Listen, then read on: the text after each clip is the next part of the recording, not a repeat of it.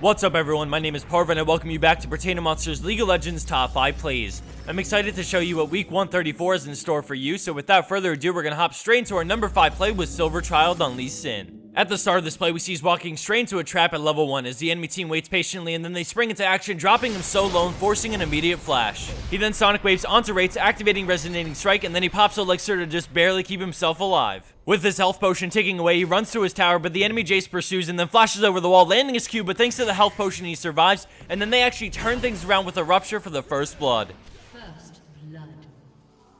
Coming in at our number 4 spot, we have XTS Lion on Orianna in a very high elo game, and at the beginning we see them catch the enemy Nasus as they continuously slow him as he tries to get out, but the enemy team is in a weird position so they can't help him and he goes down. Sona ults a bunch of them, but right after we see Sejuani dash in as Draven ults on top of Orianna's ult, absolutely decimating the enemy team in the blink of an eye. Draven spots Talon running away and decides to chase after him, flashing over the wall and picking up the quad shortly after. What separates this Wombo combo play from others and really earns this play the number 4 spot is the combination of how high elo it is, how they were 8k gold behind to start, and how they get the inhib off it.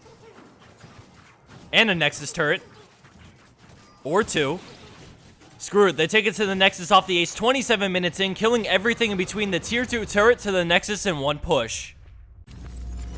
Scoring in at our number 3 spot is the procs on Ezreal. We start things in a fight at Dragon as we shift our focus to Ezreal, who's being dived on by Blitzcrank and Alistar. He sneaks in a Q, but then gets pulverized, but a great barrier keeps him alive as he runs back to his team and gets a little helping hand from Alistar, then turns around to finish him off. Now we see Annie coming in with her stun ready, so he Qs and Arcane shifts away, dodging the Blitz hook as we speed it up a little bit, and we see Annie and Blitzcrank go on the hunt, looking to catch either Ezreal or Syndra. He pumps a lot of Mystic shots into them and always makes sure to keep his distance, using preventative Arcane shifts to make sure he doesn't get caught by any of Annie's spells. With them closing in fast, he quickly reacts with an Arcane shift to dodge both Tibbers and the hook into an immediate flash out of range of Annie to keep him alive. Tibbers tanks the tower, so they opt to dive, which forces him to keep running because a single Annie spell can mean death. He then beautifully eased into his ultimate, scaring Blitzcrank away and still perfectly staying out of range of Annie as she just barely misses her W. He continues to run away as Annie pursues, and he makes sure to keep on landing those Mystic shots because every time he lands it, it reduces the cooldown on all his spells by 1 second, and this in combination with blue buff keeps his Arcane shift up more often and his mobility better.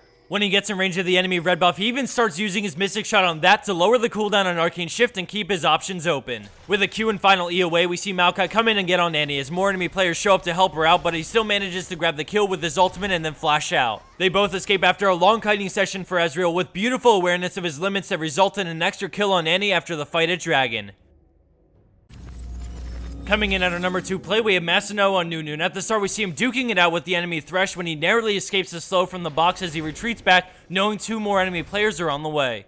He flashes into the brush and immediately starts channeling Absolute Zero as we see Thresh, Ezreal, and Master Yi fall for his trap, instantly getting blown up for the triple. With the enemy Nidalee still lurking around, he runs into the brush as she comes down and goes for the spear, but he dodges it, and then after the trap he decides to run the other way. She gets into Cougar form to hunt him down as he runs and consumes a minion. He uses Ice Blast to slow her advance, but after the pound she gets into range for flash, landing a Q and E and then getting out to go for the spear, but he fakes her out again. With another Ice Blast, he pieces out as we see her ignite bring him so low, and pings come out from the friendly Zed, indicating he's on the way. He dodges another spear and then goes back into the brush, completely juking her out and allowing for the consume as Zed finally shows up just in time as the final Ice Blast allows for his escape and the 4th kill in this fantastic play.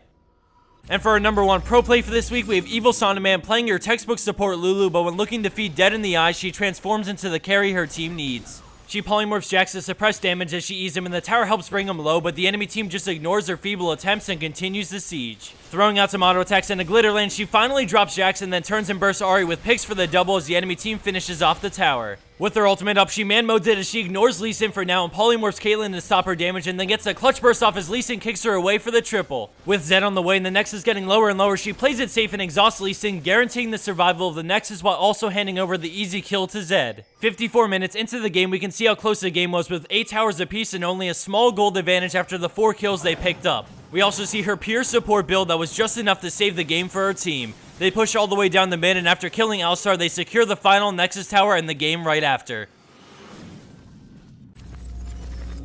And for the bonus clip of the week, we have Jasper, Snail, and Janna with some of the most clutch level 1 Janna plays I've ever seen. I'm sure you guys will like this clip, so watch closely, enjoy it, and thanks again everyone for watching episode 134 for League of Legends Top 5 Plays.